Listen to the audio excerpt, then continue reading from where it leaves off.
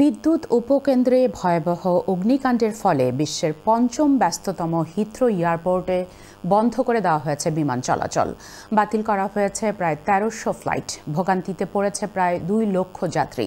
শুক্রবার সকালে এই অগ্নিকাণ্ডের ঘটনা ঘটে।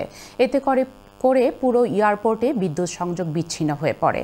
যাত্রীদের পরবর্তী নির্দেশ না দেওয়া পর্যন্ত হিথ্রো এয়ারপোর্টে না যাওয়ার আহ্বান জানানো হয়েছে। কাউন্টার টেররিজম পুলিশ ঘটনার তদন্ত করছে বলে জানিয়েছে বিবিসি। তবে কয়েক ঘন্টার মধ্যে ব্রিটিশ এয়ারওয়েজ চালু হবে বলে জানানো হয়েছে। শনিবার থেকে পুরোপুরি চালু হতে পারে ব্যস্ততম হিথ্রো এয়ারপোর্ট। বাংলাদেশ বিমানের একটি ফ্লাইট বিকেল ৪টায় অবতরণ কথা থাকলেও থামেনি। বিস্তারিত ডেস্ক রিপোর্টে। বিদ্যুৎ উপকেন্দ্রে সৃষ্ট অগ্নিকাণ্ড প্রায় নিয়ন্ত্রণের বাইরে চলে যায়। এই কেন্দ্রটি হিথ্রো এয়ারপোর্টের প্রধান বিদ্যুৎ উপকেন্দ্রের একটি। এই দুর্যোগের ফলে অচল হয়ে পড়ে বিশ্বের পঞ্চম ব্যস্ততম এই এয়ারপোর্ট। একে বড় ধরনের দুর্ঘটনা বলে ঘোষণা করেছে হিথ্রো কর্তৃপক্ষ। আশপাশের বাড়িঘর থেকে প্রায় ১৮০ জনকে সরিয়ে নেওয়া হয়েছে। The fire involved a transformer comprising of 25,000 litres of cooling oil fully alight. This created a major hazard due to the still live high voltage equipment and the nature of the oil-fueled fire. অগ্নিকাণ্ডে হিথ্রোর ২টি terminal পুরোপুরি বিদ্যুৎ বিচ্ছিন্ন হয়ে পড়ে। ফলে অকেজো হয়ে পড়া প্রত্যেকটি যন্ত্র পুনরায় চালু করতে হবে। বাইরে থেকে আসা কোনো ফ্লাইট অবতরণ করতে পারেনি। কিছু ফ্লাইট ব্রিটেনের অন্যান্য এয়ারপোর্টে অবতরণের অনুমতি পেলেও বেশিরভাগ ফ্লাইট ফিরে যেতে বাধ্য হয়েছে। টরি আমেরিকা থেকে ব্রিটেনে আসছিলেন বাবার শেষকৃত্য অনুষ্ঠানে যোগ দিতে।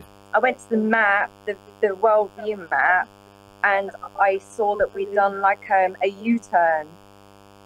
And I said to my husband, "Babe, we're turning around. We're heading to Boston." And he was like, "No, we're not. Obviously not." So I was like, "We are." Heathrow airport থেকে প্রতিদিন ১৩০০ flight চলাচল করে, কিন্তু শুক্রবার প্রায় সব ফ্লাইটই বাতিল করা হয়। বাংলাদেশ বিমানের একটি ফ্লাইট ঢাকা থেকে যাত্রা শুরু করলেও ভারতের লখনৌর আকাশ থেকে আবার ঢাকায় ফিরে যায়। This has been a major incident. I mean, short of anybody getting hurt, this is as big as it gets for our airport. And we are actually coming back quite fast, I would say, when you consider the amount of systems that we have to shut down, then bring back up and make sure that they're safe. It's fueling systems, it's bridges, it's escalators, elevators. Heathrow এয়ারপোর্টের মতো গুরুত্বপূর্ণ স্থাপনায় অগ্নিকাণ্ড কিভাবে ঘটল তা তদন্ত করছে কাউন্টার টেররিজম পুলিশ। যদিও এর পেছনে কোনো সন্ত্রাসী চক্রের জড়িত থাকার প্রমাণ পাওয়া যায়নি। স্কটল্যান্ড ইয়ার্ডও তেমন কোনো আলামত পাওয়া যায়নি বলে জানিয়েছে। This has been an unprecedented situation that has been totally outside of Heathrow's control. They have stood up their resilience plan swiftly and they've collaborated closely with our emergency responders and the airline operators. কিন্তু প্রশ্ন দেখা দিয়েছে, হিথ্রোর মতো গুরুত্বপূর্ণ একটি এয়ারপোর্টে কিভাবে বিদ্যুৎ কেন্দ্রে অগ্নিকাণ্ড ঘটল? এমন একটি স্থান অরক্ষিত কিনা এমন প্রশ্ন দেখা দিয়েছে।